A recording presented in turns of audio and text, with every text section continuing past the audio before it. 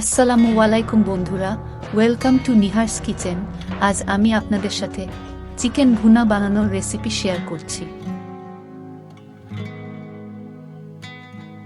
একটি বাটির মধ্যে মাংস নিলাম 1 কেজি, তার সাথে হলুদ গুঁড়ো, জিরে গুঁড়ো, লাল মরিচ গুঁড়ো 1 থেকে 2 চামচ, নুন স্বাদ অনুযায়ী, আদা ও রসুন পেস্ট ও তার সাথে ফেটিয়ে রাখা টক দই দিচ্ছি। এবারে এই সব উপকরণগুলিকে ভালো করে মিক্স করব মাংসের সাথে, দিয়ে ফ্রিজের মধ্যে রাখব মিনিমাম 2 থেকে 2.5 ঘন্টা পর্যন্ত।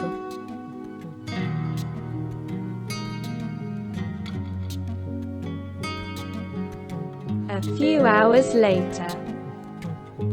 মাংসটা ফ্রিজ থেকে বের করে নিয়েছি। এবারে পেঁয়াজ, ক্যাপসিকাম ও টমেটো এই সব কিছুকে কুচি করে কেটে নেব। এবারে পেঁয়াজটাকে দুফালি করে কেটে নিলাম ও তার সাথে ওর পাপড়িগুলো ছাড়িয়ে নিচ্ছি। এরমভাবে চিকেন ভুনার মধ্যে পেঁয়াজ দিলে খেতেও খুব ভালো লাগে।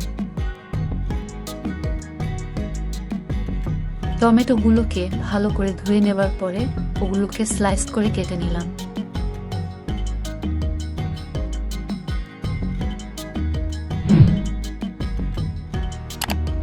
ক্যাপসিকামগুলোকে ভালো করে পানিতে ধুয়ে নেবার পরে ওর বীজ বাদ দিয়ে ওগুলোকে দুফালি করে কেটে নিচ্ছি।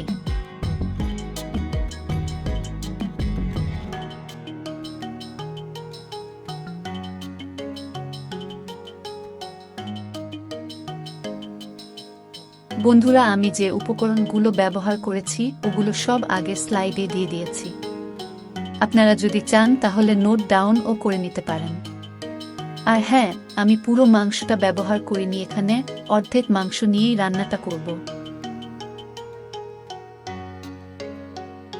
এবারে কড়াইতে 4 চামচ সরিষার তেল দিলাম।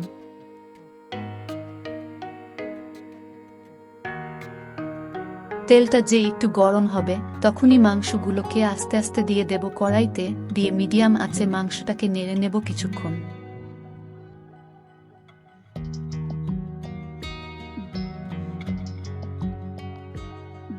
মাংসটা কিছুক্ষণ কষালেই ওর থেকে তেল ছাড়বে।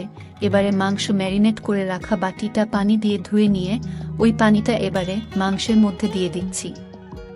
এরপর আরও কিছুক্ষণ কষাবো মাংসটা, দিয়ে ঢাকনা চাপা দিয়ে অল্প আঁচে দমে ফুটতে দেব।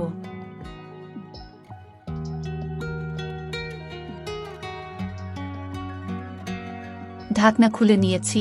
দেখুন বন্ধুরা, মাংসটা সেদ্ধ হয়ে গেছে আর ওর থেকে তেলও ছাড়ছে।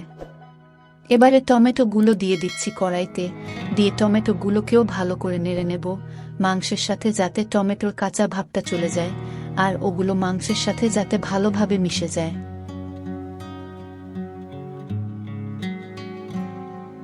টমেটোগুলো খুব ভালোভাবেই মিশে গেছে মাংসের সাথে।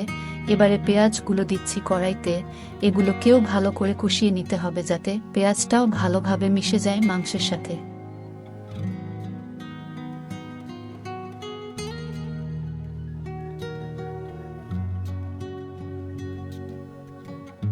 এবারে ক্যাপসিকামগুলো দিচ্ছি কড়াইতে, ক্যাপসিকামগুলোকেও একইভাবে কষাবো যাতে এগুলো টমেটো ও পেঁয়াজের মতন খুব ভালোভাবেই মিশে যায় মাংসের সাথে।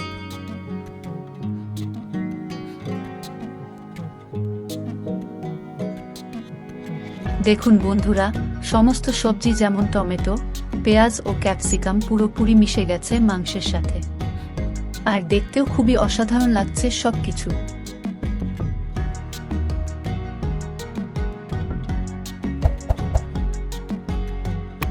এইবারে চিলি সস ও তার সাথে টমেটো সস দিয়ে দিচ্ছি কড়াইতে, দিয়ে সবকিছুকে ভালো করে নেড়ে নেব যাতে সসগুলো পুরোপুরিভাবে মিশে যায় মাংসের সাথে।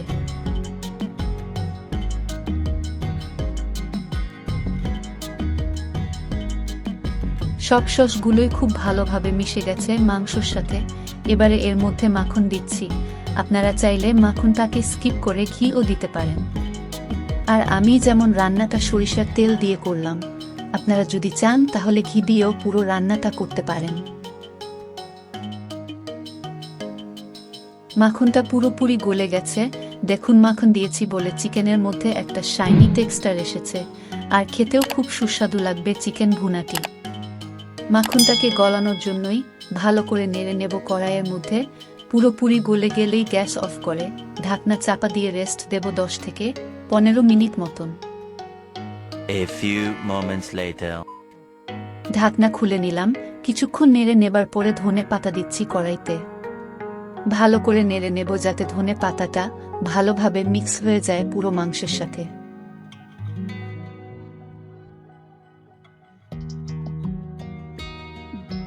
ধনে পাতা দিলাম বলে একটা খুব সুন্দর সুবাস আসছে রান্নার থেকে।